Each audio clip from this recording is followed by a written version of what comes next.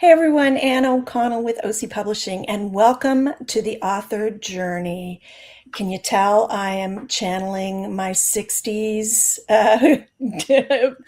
hippie chick? And today is a very exciting day. Those of you who watch regularly, you know what this means. It is party time, and that means we are celebrating the launch of a new book that's coming very, very soon. And it is this gorgeous book, Acadian Shorelines, and it's coming out on July 11th. It's by Patrick D'Entremont, and I'm going to tell you a little bit about him. And we have both Pat and associate publisher and project coordinator, editor extraordinaire Marianne Ward with us today as well. So let me tell you a little bit about Patrick before I bring them up. He's a former newspaper and magazine columnist who now writes novels set in rural Nova Scotia, based on his childhood growing up in the 1960s. This is his first published novel. Patrick grew up in West Pubnico, a fishing community in the Acadian region founded in 1653, where descendants of the original families continue to live to this day. His coming-of-age stories reflect how growing up in this milieu shaped who he became as an adult, a reminiscing that he hopes resonates with many people, whether or not of Acadian descent. Patrick lives in Halifax with his wife, Cindy. So this does resonate with me. I do have Acadian background on my mom's side, and I was born in the 60s. So how much more resonance can you find? I'll take this off because it's getting a bit warm. And I'm going to bring Pat and Marianne up to join me. Hi, guys. Hi. Are you ready to party, Pat? Party. Let's go. Yay. This is our favorite time, isn't it, Marianne? It is. It's always exciting. Yeah. There's, so many parts of this process that I just so love. And of course, the first is having the first hard copy in your hands. And then I love when an author opens that first box of books. What did that feel like, Pat? Wow, that was incredible. I came home. I actually went out to pick up a few groceries. I knew they were coming sometime during the day, and I was waiting around. I went to pick up just a few things. I was gone like 10 minutes, and my phone beeped. I got a message that the delivery had been made. Texted my wife, Cindy, and I said, are the books there? She said, yes. So I came back. You're like, don't open them without me. There on the front steps, I thank God it wasn't raining. On the front step were, I think, 13 boxes. Oh my God. I ran down, got my little X-Acto knife, ripped it open, and took my first one in my hand, and was like, oh, wow. It felt so good. Yeah. What did it feel like? What did it feel like? Well, it was elation. It was like, you spend so much time. Like for me, when I first started, I mean, really, you get back to the early days of the first short story that became part of this novel was easily 10 years ago. Wow. So it's 10 years. So it's 10 years of work, and it's mostly solitary work, right? You're on your own, you're doing this. You're not really sharing it with anyone. You're talking about it to people. You belong to writers groups and things like that. But essentially, you're on your own. And then finally, it's like, oh, wow, I can share it with people. I can show it to people, Yay.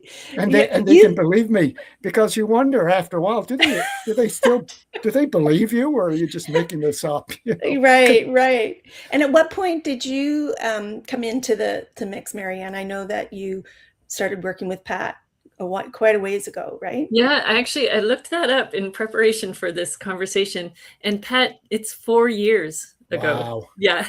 Wow. I found my first assessment that I sent you. You sent me the manuscript asking for just an assessment, and I sent it back to you in April 2022. So it's just 4 years that we worked on it together. Yeah, that's very cool. And that was a pivotal moment too, because I remember coming home and I received that email from Marianne, and I had been at the library. And sometimes you go to the library and you're working hard, and I walk there and I walk back. It's 45 minutes each way, and I'm dog tired and I just want to take a nap. So I come check my email. There's the email from Marianne. She wrote this glowing email. She liked it so much. And it's like, I am wide awake, Right. And you've touched on so many like touch points for an author. And, authors who have written lots of books have probably grasped some of those things.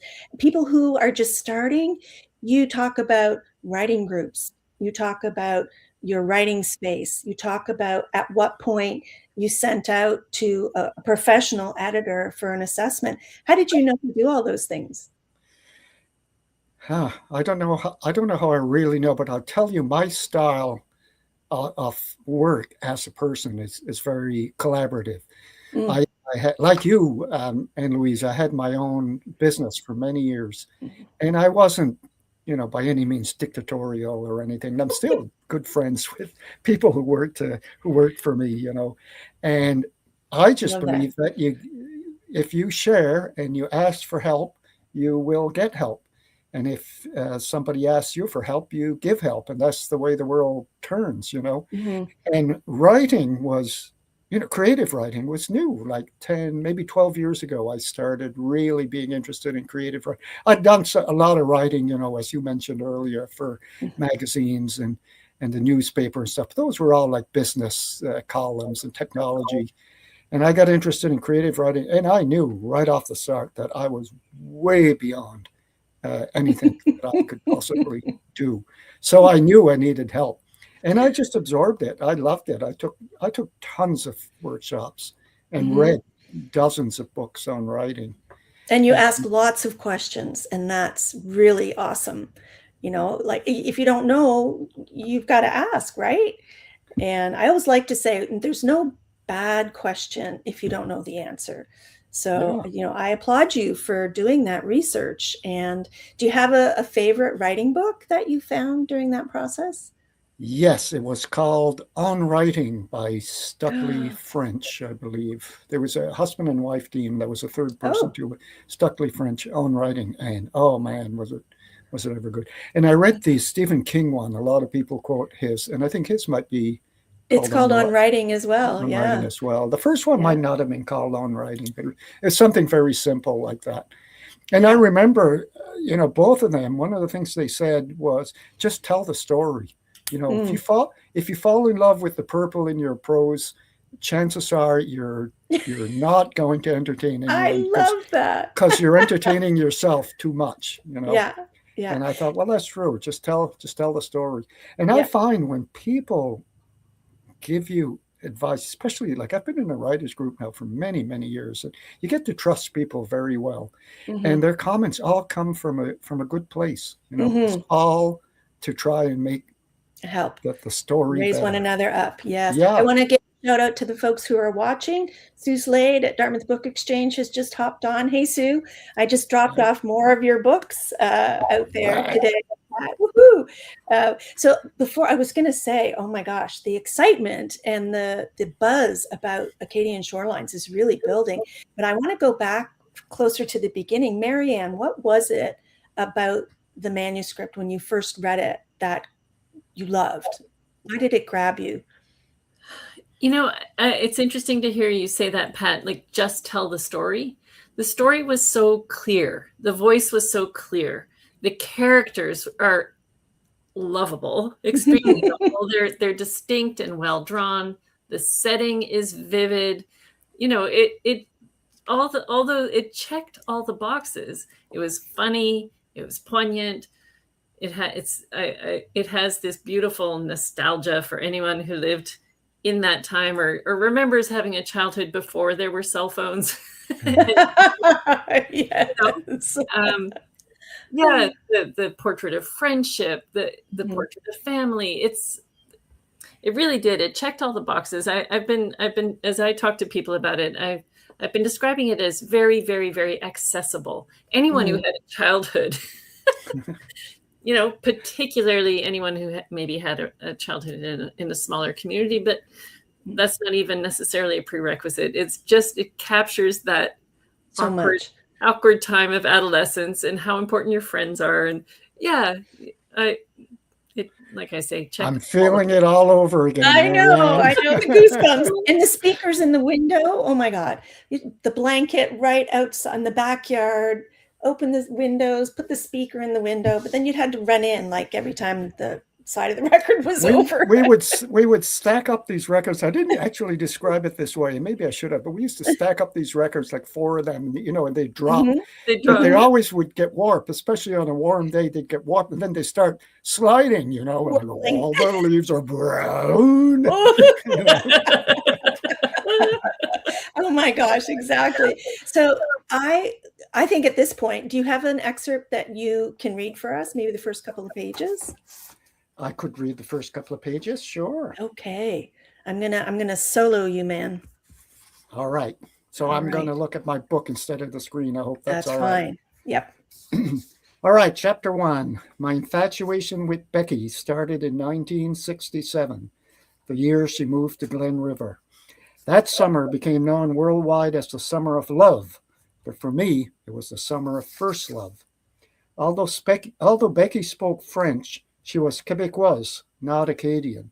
Born in Montreal, she had army-bratted her way around the country, picking up ways that were a bit foreign to us rural folk, ways that at times endeared her and at times alienated her from her schoolmates. Putting on airs, some of them would say. A bit of a stuck-up. Speaking le français de la France. An only child, as if that was of her doing. I belonged to the endeared crowd, drawn to her worldly outlook, her openness, and a hint of sadness I couldn't quite place. Every time she came near me, I could feel my face redden and my armpits dampen beyond what any amount of right guard could contain. My throat would dry up and my tongue would swell, turning me into a speechless imbecile. Yet, for some reason, she seemed to see past all that. She seemed to like me, and I had no idea what to do about it. Billy O'Coin knew what to do about it. Billy was a month older than me, and during the gap between his birthday and mine, he'd go as far as to say he was a year older. Thus, in late June of 1967, him at 14 and me still only 13, he decided he'd lecture me on how to treat women. The same way 30 days could become a year, a girl could become a woman, and the woman in question was 14-year-old Rebecca DeCarly. How's that for a start? That's perfect. I love that. Like I said, like Mary Ann said, it has so much, it's so real, it's so authentic, and it just really does bring you back. What was it that made you want to write about that era? And I'm assuming you pulled from personal experience. Yes. So they say every first novel anyway is autobiographical, at least to a point. And the way I would describe that is that these are things that could have happened to me. They partially happened to me, and some bits of it happened to me, but not exactly the way it did. And if they had happened to me, chances are I would have reacted to them the same way Tommy did. So that's how I drew on my own childhood. But in reality, the stories are all works of fiction. And when the very first time I wrote what became that story that I just read from was easily 12 years ago, maybe more, when my daughter was still in school. And she came home and she had to do some kind of an essay or something. And I said, how hard can it be? Let me just start writing some bit of fiction. And I wrote maybe 2 pages, showed it to her, and she goes, hey, that's pretty good, Oh, well. Teaching by example. Well done. Yeah. And how did you come up with your names? I have to say, the more I say Tommy Breau, the more I love the name choice. Like, how did that come about? Well, when I first started writing, this guy wasn't even an Acadian. He was just a young boy. And I named him Tommy because I used to work with a fellow named Tom who had who passed away. And it was kind of like in memory of him. And then lots of other names, Eugene, for example, Therese Rose. A lot of these names are people who have passed that I honor by using theirs as the first name. For last names, I looked at the at the family chart that my mother had on the wall, and it's Mhm. still home. My older brother still owns the old homestead, and he has the family chart on the wall. And I just picked out names, and I tried to pick names that perhaps don't exist anymore. So I went back pre expulsion, and you can tell just from the dates on the fan chart, where you are in history. So I picked the older names. So things like a Breau. I don't know if any Breaus that still exist nowadays, but definitely I have an ancestor who was a Breau, and that's where I got it from. And I love it. It's kind of the double entendre because, he's your bro, Well, it's interesting you say that, because in my second novel, he's in university. I haven't really done more than the first draft, but he's known there as Tommy Breau, and a lot of people think it's just a nickname, Tommy Breau, B-R-O. So so that double entendre works well. Playing word. Yeah. I just want to also give a shout out. Lana Shoup is watching, and she says she's currently reading it. She has all right. copy. Yay. Thank you, Lana. Cool. Thank you. So I'm like, okay, I'm going to stop short of asking her what her thoughts are so far. We'll leave that for when she hopefully does a review. Marianne, curious, does it bring you to your childhood? What do you relate mostly to? Well, again, I mean, so I'm a little bit younger than Pat, but certainly I remember the record players and how, what a big part of hanging out with your friends as a teen was hanging out, listening to records. Yes. That's one of the things I really enjoyed working on Pat's manuscript, was all of the references to contemporary music, the pop music of the era. Like I said earlier, right? Just that kind of warm nostalgia that those of us of a certain age have for that time when none of us were glued to cell phones or sitting on computers all day, right? And the ways that we interacted with one another and with our peers, and all the business about school dances. Anyone who's ever been to a school dance can relate to, cringy. Yeah, no matter what era, right? Like my daughters went off to school dances. That I imagine that's much the same for pre-adolescents and young teens today as they were, in Pat's novel too. So yeah, there's just so much to relate to. Yeah. I love that. I'm going to pull up just briefly Pat's website. If anybody wants to learn more about Pat, we can, hang on a second. There it is. Look at that. Is that a photo by our friend Nikki? It sure is. Yeah. Snickerdoodle. Shout out to Snickerdoodle Photography. She does most of the Nova Scotia authors' headshots. She certainly did mine. And who designed your website? I know that's often if we're talking about. Oh my God! What are they called? It's on the bottom there. Right is it Wix? Very bottom. Oh, very bottom. And there's in the fine print in the gray area. Website. There's site credit there. Yeah, website credit. Yeah, what's their name? Oh, Smart Cat Marketing. Yes, that's it. There Smart you Cat go. Marketing. Well, and the woman who runs Smart Cat Marketing is also of Acadian descent. It's my niece that put me on to her. Okay. I was going to ask, how did you find her? Okay. That's really, it's always good to have advice, because this is one of the things I think that authors struggle with. The ongoing marketing, where do you have the foundation? Of course, at OC Publishing, all of our authors have their own page, but it's really nice to sort of expand from that with another site. And let's talk about these sales already, the pre-orders, every time you send me a note, Pat, there's another 10 that's being ordered. I know. Right? From Tusket Archives, was it just lately? Yeah, Tusket Museum and Archives. Okay. They just reached out to me through I had a Facebook post, and they said, we'd like to get 10 copies for our museum, and would you mind coming to speak with us in July or August? And absolutely. Next thing she says, send me an invoice. So this morning I had to download an invoice template. I don't have any I don't have any accounting system like. Yeah, that's the Downloaded business it in. side of authoring, hey? And of course, Yeah. you always can check in with us. But I just love that the support is so incredible. Bookmark, Halifax has it.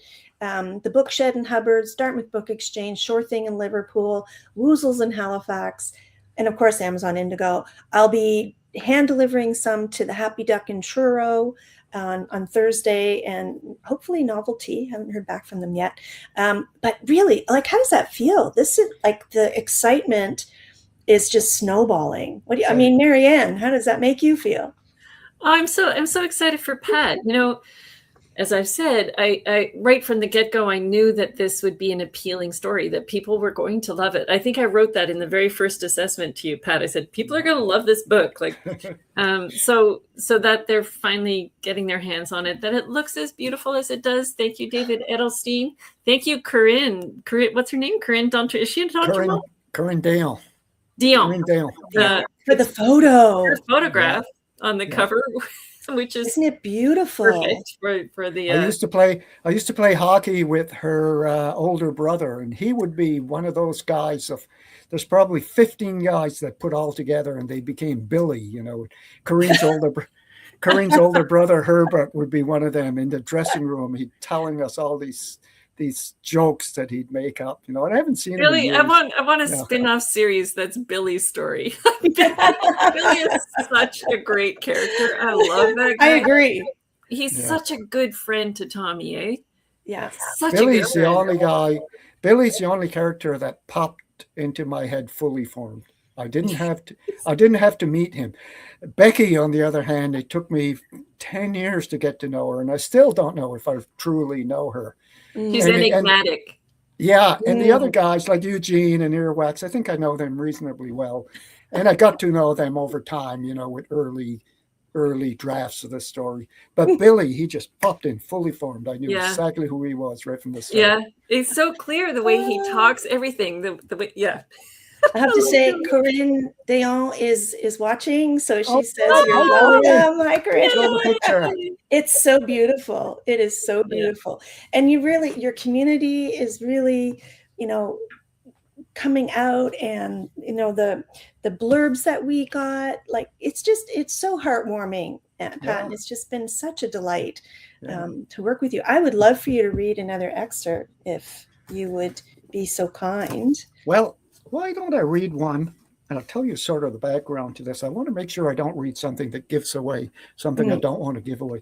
But I talked about working in a fish plant. Oh, did I lost my spot.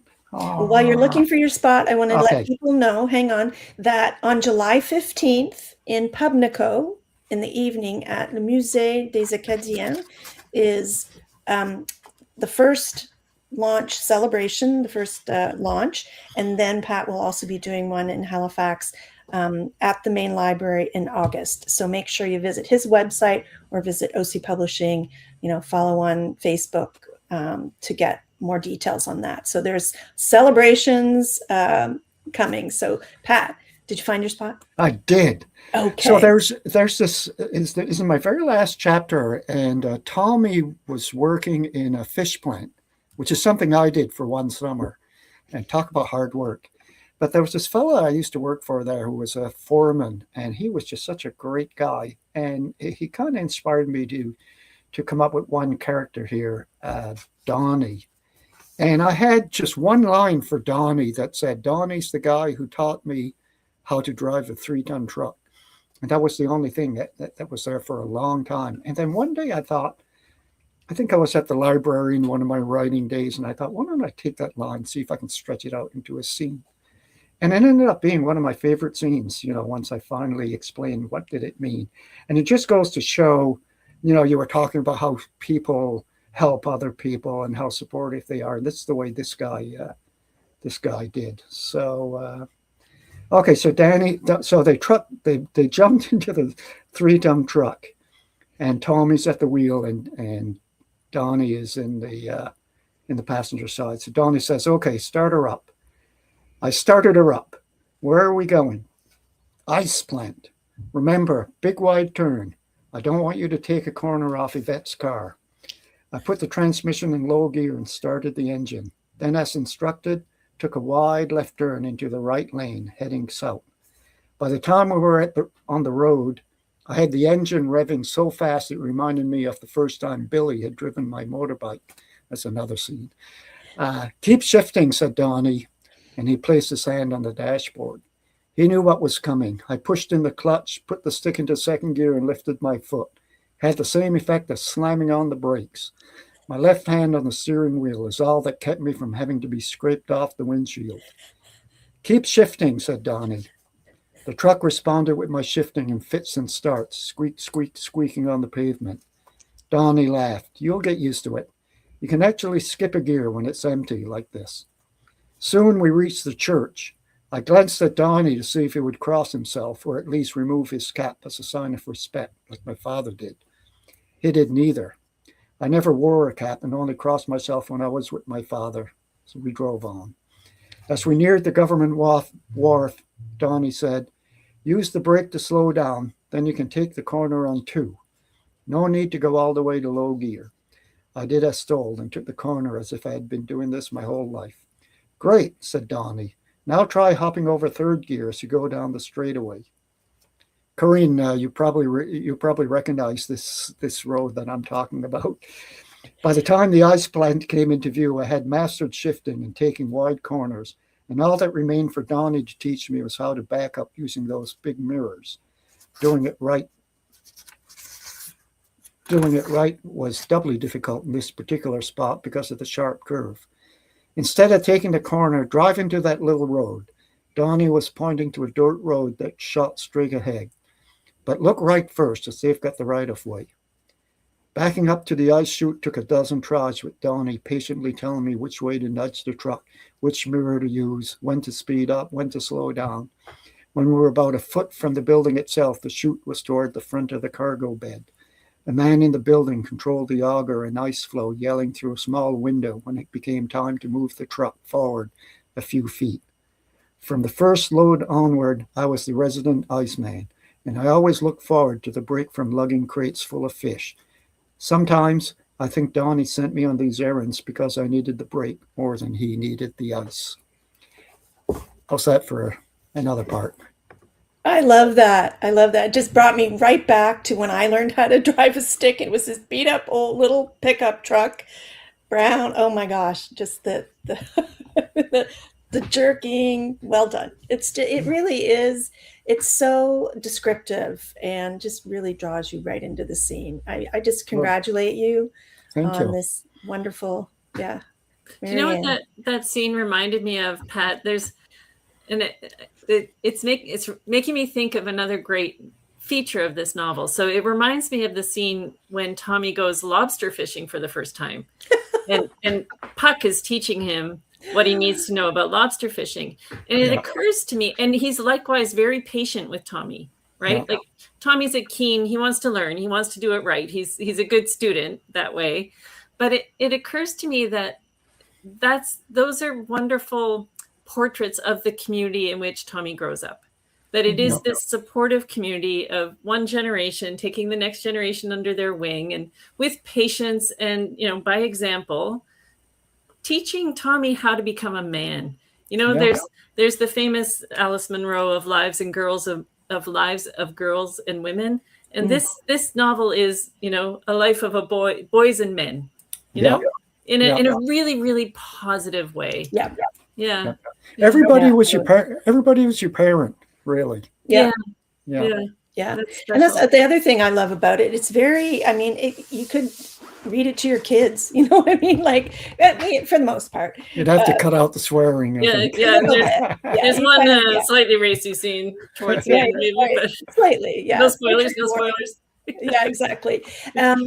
Speaking of communities, like we have quite a supportive author community in, Atlantic Canada, Nova Scotia. Are there other authors that have inspired you? Yes, there are many, actually. We were talking earlier, definitely Elaine McCluskey taught me about setting, and I'm really curious to see what she thinks of how I portrayed the setting. Because I took a workshop from her, and prior to that, I was thinking setting it's a place, it's a time, it's a place, and it's a scene. It's not much more than that. And I came out of that workshop with my eyes wide open. I'm going, Yep. oh, now I know what I need to do with the story. It's a character.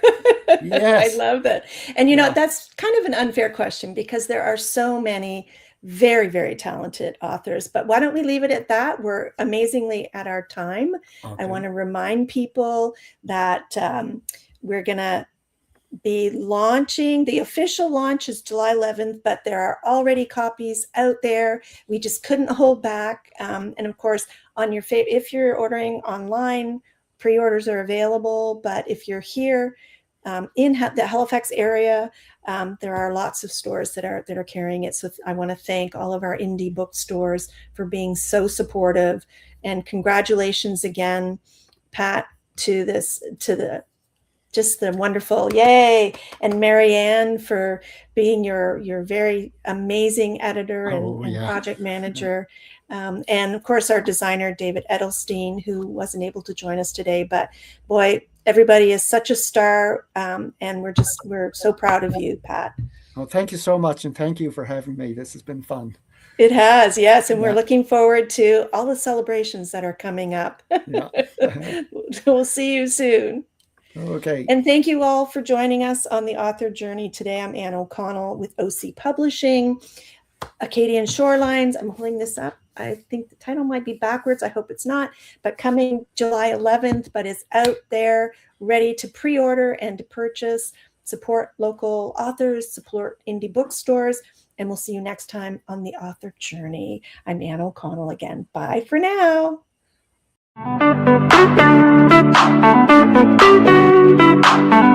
Thank you.